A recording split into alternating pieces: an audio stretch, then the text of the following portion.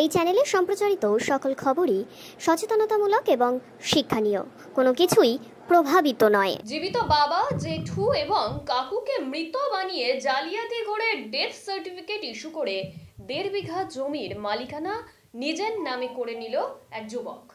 মোটা টাকায় তা বিক্রিও করলো পরে। সেই সার্টিফিকেটের স্বাক্ষর তৃণমূলের পঞ্চায়েত সদস্যের, যিনি আবার সেই সংসদের সদস্যই নন। বিজেপি, কংগ্রেস, সিপিএম মহাজোট পরিচালিত গ্রাম পঞ্চায়েতের প্রধানকেও ভুল বুঝিয়ে স্বাক্ষর করান তৃণমূলের এই পঞ্চায়েত সদস্য। যদিও হলো না শেষ রক্ষা, কেলেঙ্কারির এই কীর্তি নিয়ে ব্লক এবং জেলা প্রশাসনের লিখিত অভিযোগ দায়ের করলেন ভূমি ও ভূমি সংস্কারক আধিকারিক। ঘটনায় শুরু রাজনৈতিক তরজা। জোট পরিচালিত গ্রাম পঞ্চায়েতের দিকে আঙুল তৃণমূলের। পাল্টা তৃণমূল পঞ্চায়েতের সদস্য মোটা টাকার বিনিময়ে এই জালিয়াতিতে সহায়তা করেছে বলেই দাবি বিধায়কের। মুখে কুলু পেটে অভিযুক্তরা।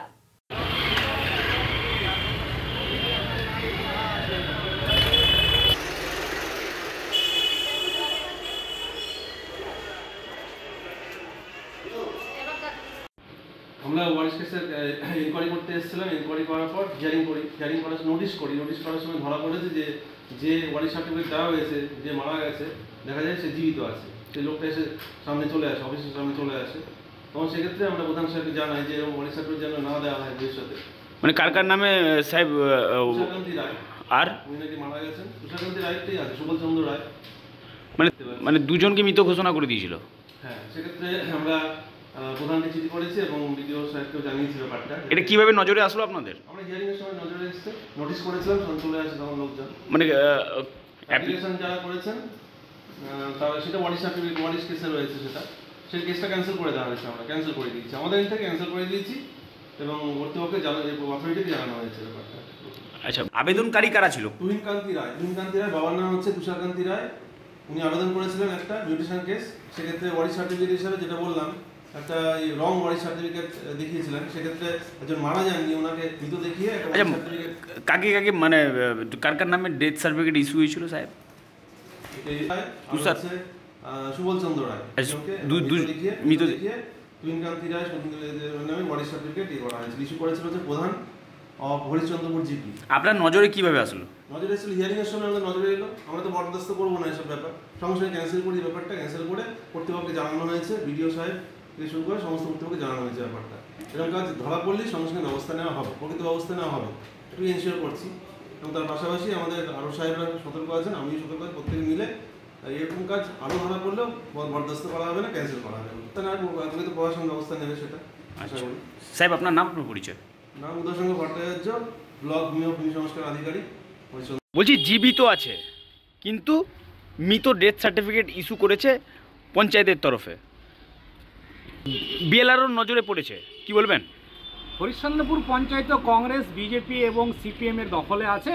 ওরা অনৈতিকভাবে যেটা জোট করেছিল, তা এটার প্রথম দায়িত্বভার নিতে হবে হরিশ্চন্দ্রপুর পঞ্চায়েতের যিনি প্রধান আছে কংগ্রেসের, ওনাকে, এবং সাথে যে কংগ্রেস, সিপিএম যুক্ত, বিজেপি যুক্ত আছে তাদেরকে। এবার একজন জীবিত ব্যক্তির কীভাবে ডেথ সার্টিফিকেট বের করে তিনজনের, এর জন্য আধিকারিকরা অবশ্যই এটা তদন্ত করবে এবং আমি মনে করি আইনের পথে চলবে। এটা যে অন্যায় হয়েছে, যদি সত্যিকারই প্রমাণ হয়ে থাকে যে না এটা অন্যায় হয়েছে, জীবিত মানুষের ডেথ সার্টিফিকেট বের করেছে যে বা যারা এটা করেছে, তাদের বিরুদ্ধে আইনত ব্যবস্থা নেওয়া হোক, এটা দাবি থাকবে। কংগ্রেস বলছে যে মিসগাইড করেছে তৃণমূলের পঞ্চায়েত সদস্য। প্রথমে সিগনেচার উনি করেছিলেন, তারপরে কিন্তু প্রধান করেছেন। মিসগাইড করা হয়েছে এই ঘটনায়, কি বলবেন? মিসগাইড করেছে তো উনি কি দেখে সই করবেন না?